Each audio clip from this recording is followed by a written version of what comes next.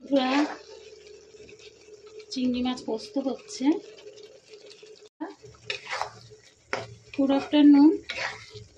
আজকে তোমাদের লাঞ্চে কি রান্না হচ্ছে? আমি তো টোটালটাই চিংড়ি মাছ পোস্ত করছি। আর কি কি রান্না করছি তোমাদেরকে দেখাবো। এটা টোটাল আমি এটা কাঁচা লঙ্কা দিয়ে পোস্তটা বেটেছি। পোস্তটা একটু ভেজে নিয়েছিলাম আগে।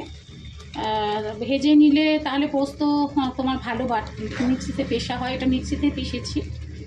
তো এটা হয়েই গেছে। নামানোর আগে আমি একটু এটা সর্ষের তেল দিয়ে করেছি। কোনো ফোড়ন দিইনি, পেঁয়াজ দিইনি, কিচ্ছু দিইনি, শুধু কাঁচা লঙ্কা আর পোস্ত বেটে আমি এই চিংড়ি মাছটা করব। তো আজকের মেনুতে আমার কী কী আছে তোমাদেরকে দেখাচ্ছি, চলো দেখে নাও।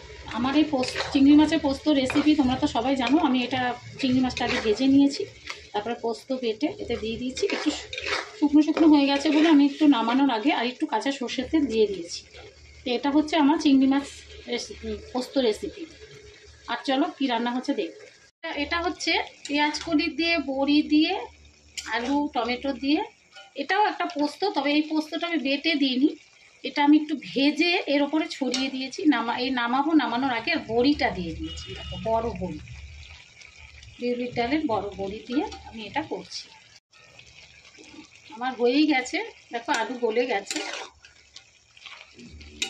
এটাও একটা পোস্ত টাইপের, পেঁয়াজ কলি দিয়ে, আলু দিয়ে, টমেটো দিয়ে, পেঁয়াজ দিয়ে, কাঁচা লঙ্কা ফোড়ন দিয়ে করেছি।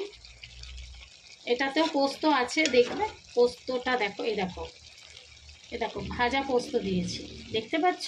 এ দেখো ভেজে দিয়েছি পোস্ত, দেখো ফুলটির মধ্যে রেখেছে, দেখতে পাচ্ছ? তো এই যে পোস্ত, ঠিক আছে। এটাও একটা পোস্ত টাইপের করলাম। আর পেঁয়াজ করি আলু তরকারিটা গা মাখা হয়ে গেছে। দুটো মধ্যে তফাৎটা কি, এতে হচ্ছে গোটা পোস্ত দিয়েছি ভেজে, আর এটা হচ্ছে বাটা পোস্ত দিয়েছি। তো এটা হচ্ছে পেঁয়াজ কলি আলু পোস্ত, আর এটা হচ্ছে চিংড়ি পোস্ত।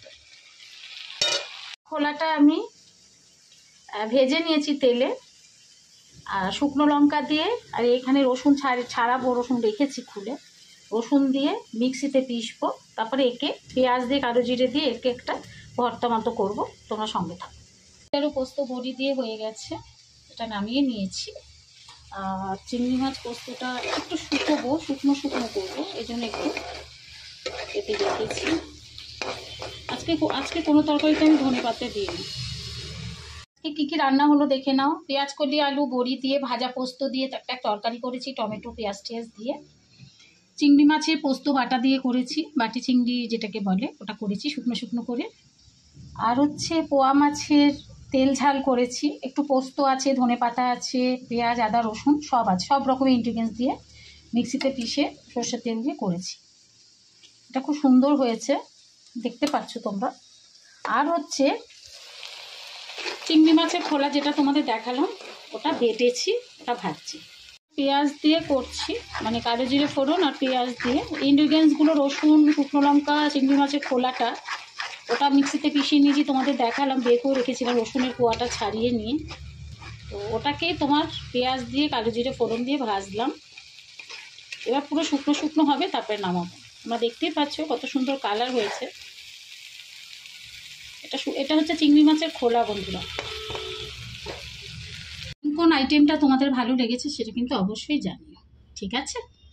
কোন আইটেমটা তোমাদের ভালো লেগেছে অবশ্যই জানিও। কিন্তু এটা চিংড়ি মাছের খোলা বাটা, চিংড়ি মাছের যে মাথার লেজটা থাকে সেটাকে ছাড়িয়ে নিয়ে ভেজে নিয়ে করেছি। আর এটা হচ্ছে পোয়া মাছের তেল ঝাল করেছি। আর এটা চিংড়ি মাছ পোস্ত। সব আইটেম তোমাদের দেখিয়েছি। কোন আইটেমটা তোমাদের সবচেয়ে বেশি প্রিয় সেটা কিন্তু অবশ্যই আমাকে জানাবে, ঠিক আছে বন্ধুরা? আমার চিংড়ি মাছের খোলা বাটা এই রেসিপিটাও আমার হয়ে গেছে। তাহলে আজকে তোমাদের বাড়িতে কী কী রান্না হলো প্লিজ একটু বলো। আর আমার তো এই রান্না হয়েছে। তোমাদের যদি আমার এই রান্নার রেসিপির মিনি ব্লগটা ভালো লাগে তাহলে কিন্তু লাইক কমেন্ট করে দেবে এবং শেয়ার করে দেবে, ঠিক আছে? তাহলে আজকের মতো টাটা। সবাই ভালো থেকো, সুস্থ থেকো।